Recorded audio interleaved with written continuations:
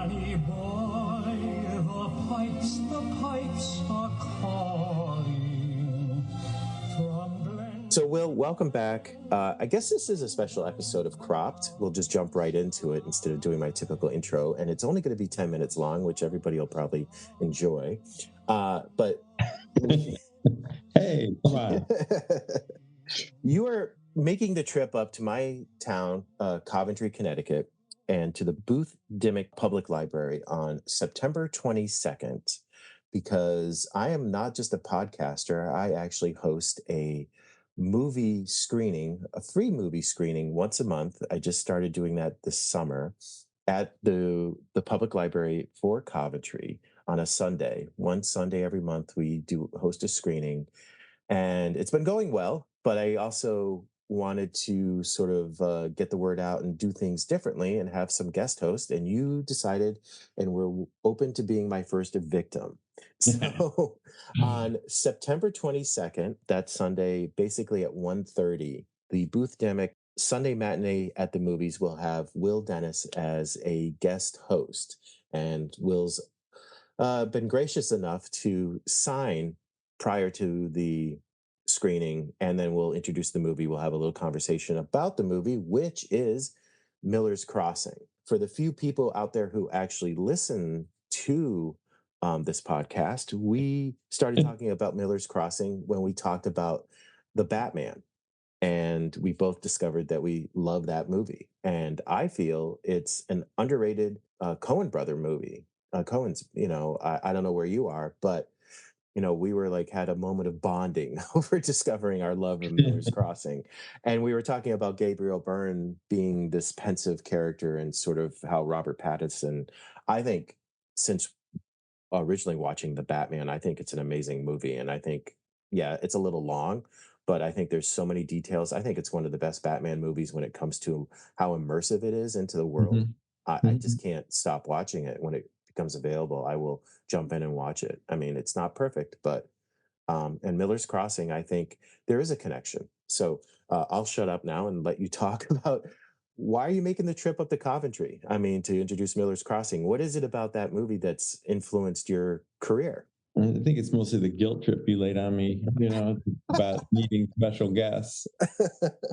So it's for the signing. I'll be charging $25 for every signature. So Got to pay for gas and booze somehow. I don't think so. I don't suspect anybody will want to pay for that. Yeah, no, I think it's just one of those films that, you see those handful of movies in your life that you just like remember exactly where you were when you saw it, exactly how you reacted to it. And it's just, it's got all the things that I love. It's got gangsters and it's got all kinds of twists and turns, and there's a little romance, and it's got the Irish angle, which growing up, sort of Irish Catholic, it was cool to see that after seeing so many gangster movies about, Italians and everybody else. Like you finally had your moment. And then it's just, the style of it. I think that's been like the thing that it's, such a high style in terms of how they put it together, that, at the time when I first started in comics, working on books like 100 Bullets, these crime books, and just so there's such a high style to the way that book was put together too, that, it just sort of checks all those boxes for me. It is one of those kind of movies where, I mean, those handful of movies in your life that like you can kind of pick your friends on who likes this movie or who doesn't like that movie, So I've made the mistake over the years of showing it to people, girlfriends, whatever, like, oh, you got to watch this Miller's Crossing. And then you get this kind of lukewarm reaction and you're like, you're dead to me. I'm sorry, but that's just so yeah, no, I'm excited to see, who turns up.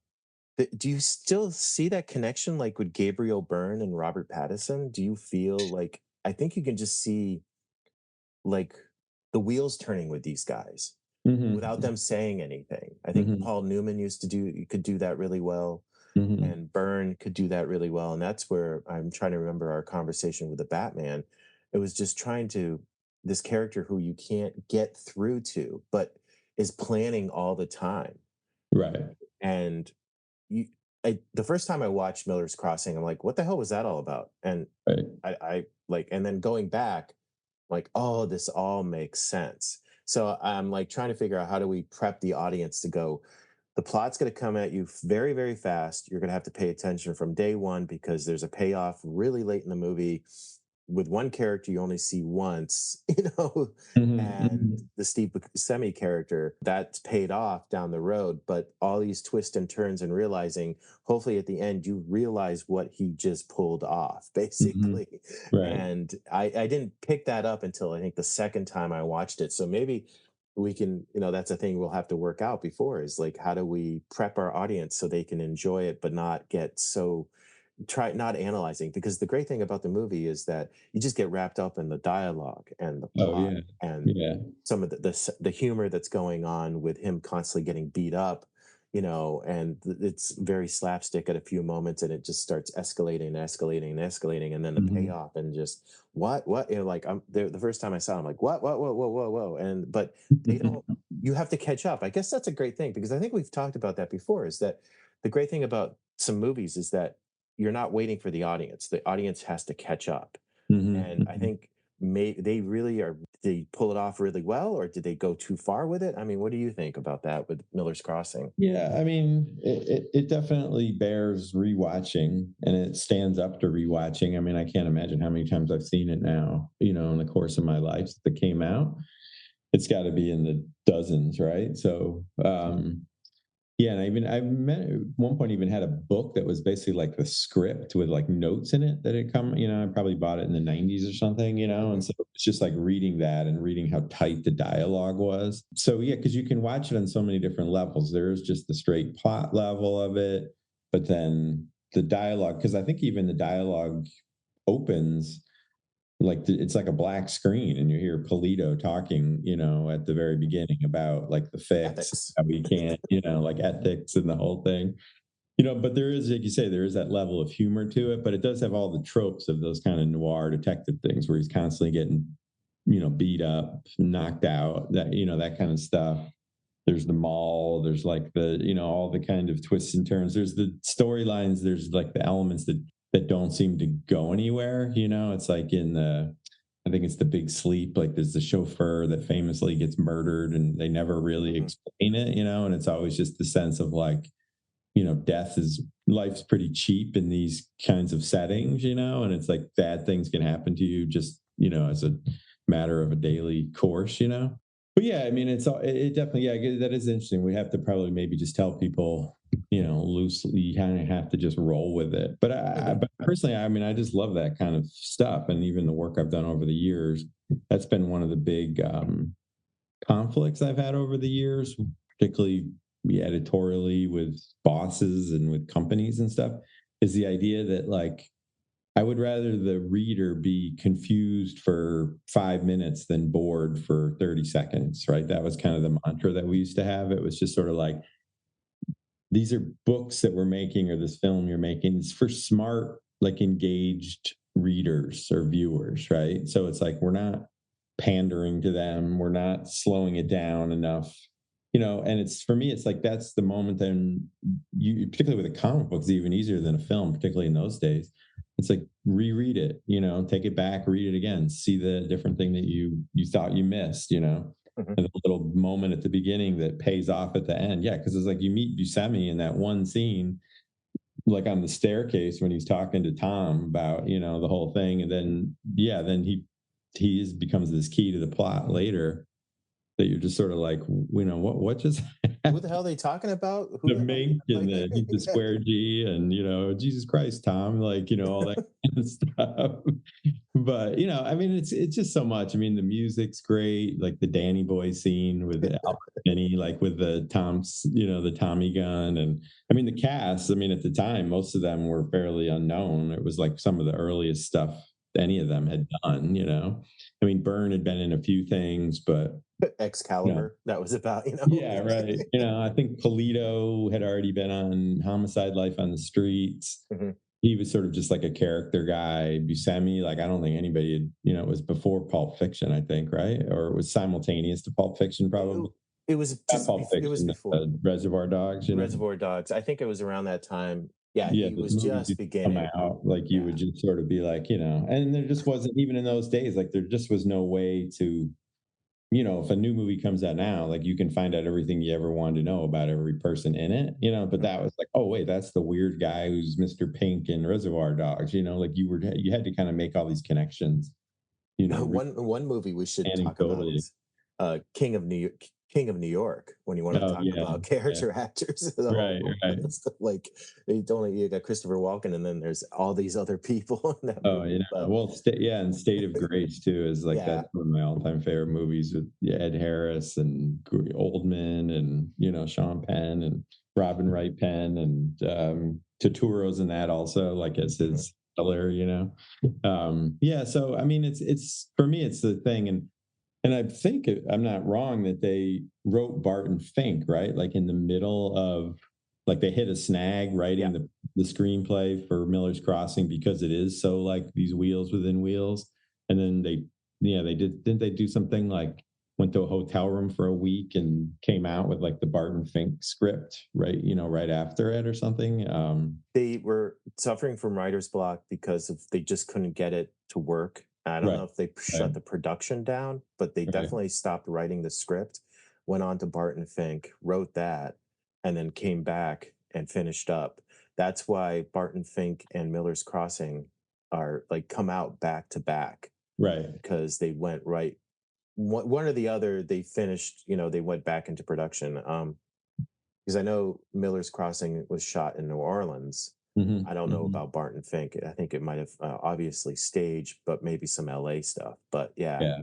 that was sort of these Well, movies came even the out. weird thing with Miller's Crossing I always loved is that like they never really specify where it is. Like you're never exactly sure. It's this sort of it's that weird vibe, even at that same time that the like the Batman Adventures, was that the name of it? That cartoon that was out at the time, you know, sort Yeah. of in that same early 90s or whatever, Hmm. where it's this version of Gotham that was sort of modern, but then also you know, retro with like the old cars and the zoot Art suits Deco stuff, and but you know, but then they gangsters. had Yeah. computers and planes and cool like modern buildings and stuff like that. Yeah, there's a sense like they never full. I don't think they ever exactly tell you, you know, it's set in New York or Boston or whatever it is, you know. So there is that weird. There is a sense of it almost like being a stage play, you know. I think a lot of their early stuff was definitely written like dialogue in such a way that it could be a stage play, you know? Hmm. That's Um, interesting because you're right in a way, especially Miller's Crossing, heavy mhm. dialogue. It takes a while for your ears to get used to it, and some of the slang is legit slang. Oh, yeah. But it really, I could see somebody really tearing into it on stage and just watching the play version of it just for the wordsmithing, basically, for lack of a better term right now. It would be No, but it's engaging, and true. I that's a mean, whole nother layer to talk about when it comes to dialogue. right. Yeah, and I mean, it's someone like a Azzarello, who I've worked with for years, who wrote 100 Bullets and done others, obviously a lot of other stuff. I mean, he approaches, I think I've said this before, his scripts, like he writes the dialogue basically first, and then at the end does the art direction stuff, which is like his least favorite thing to do. And when he works with someone like Eduardo Rizzo, who did 100 Bullets and Blood Brothers Mother and, you know, many other things, he can basically just put like a shorthand, like if you look at those scripts, the art direction is like a sentence maybe in most, you know, Mhm. because he knows that like he can just leave that in the hands of Eduardo to sort of deal with the art storytelling part, but because he's really focusing on, like you said, the wordsmithing, the word play, the exchange with the people. Yeah, I mean, I've always thought that he would be a great playwright. You know, if he ever decided to write a play, like he could definitely write like a cool or you know really cool, edgy kind of play. You know. I think him and Garth Ennis, when it comes to accents or slang, really nail it. But the thing with Brian that I find is what's left out too. And you've talked about it a number of times about the work that you guys go over to fine tune everything and sort Hmm. of the cutting and the trimming Yeah, the aspect. And camera. I think Right. that's very cinematic, getting back to Miller's Crossing. And I know you have to get going. I think Brian, there is a connection, like you mentioned when we were doing, there's going to be an end cap at the library too of suggested reading. Suggested meetings. Suggested reading and prep for the movie and to get for the signing too. And you mentioned the Continental Op. I think Hmm. there's a lot of this movie touches base to a lot of things you've done in the past and also in the present, like with The Good Asian, which has a very continental op kind of feel too. Oh yeah. And just getting back to Brian's stuff, I mean, I find it very cinematic because as a guy who's dabbled in screenwriting, it's more about what you leave out. And the great thing about Gabriel Byrne, that goes back to the Batman thing, is just these actors are so good at delivering silence, Yeah. communicating in silence. Yeah, and directors that allow that to happen too, you know. I think it's a Yeah. problem with comics. It's a lot of comics, modern comics, like it's you're spoon feeding everything, and there's just that kind of sense of, you know, it's not really. I mean, we jokingly call it comic book dialogue. Like there's some writers that just specialize in comic book dialogue, where a writer like Azzarello was specialized in just dialogue. You know, like it's sort of, you know, that you're exposing all these characters or things you're not exposing, that sort of stuff. But yeah, I mean, it is true when you watch that film, like you can see Burns, like just the wheels turning in his head, you know, but he seems very foppish and very kind of thug, like at the beginning when you first meet him. So it's like hard to follow, like, wait, this guy is really running the whole show here, you know, but yeah, it's brilliant. I'm excited even just talking about it. I get like excited I mean, that opening scene of the hat, like in the woods and the tracking shot of like up through the forest. Like anytime you take a hike and you look just walking and look up at the trees, you're like, oh wait, this is like the opening scene of Miller's Crossing. And my wife is always like, you're an idiot. I was just like, no, come on, this is the greatest. Like they drag them out into the woods and look in your heart, Tom, and like all that stuff, you know. And it's just, oh my God, it's great. I'm excited. Even if it's just you and me, it'll be great, you know. I hope it's going to be more than just the two of us sitting in a dark room by ourselves. Oh, come on. Bring the whiskey, bring the popcorn. Yeah, Sounds whiskey like and popcorn. Fun afternoon. If it does turn out to just be the two of us, that's what will happen. So, okay. But there's no talking. So. You got a meeting to go to. Yeah, thank you for just sadly. coming on and helping the promo. I am going to promote this once again, September 22nd at 1:30. You get to meet Will Dennis, who's going to be signing at the Booth Demick Library in Coventry, Connecticut. We'll be signing and introducing Miller's Crossing. So it should be a good time, and it's all free too. It'll be great to see you. It's been a little while. So yeah, man. I will let you get to your meeting, and thank you All very right. much. And we'll Thanks, do Pat. another podcast very soon. That sounds like a plan.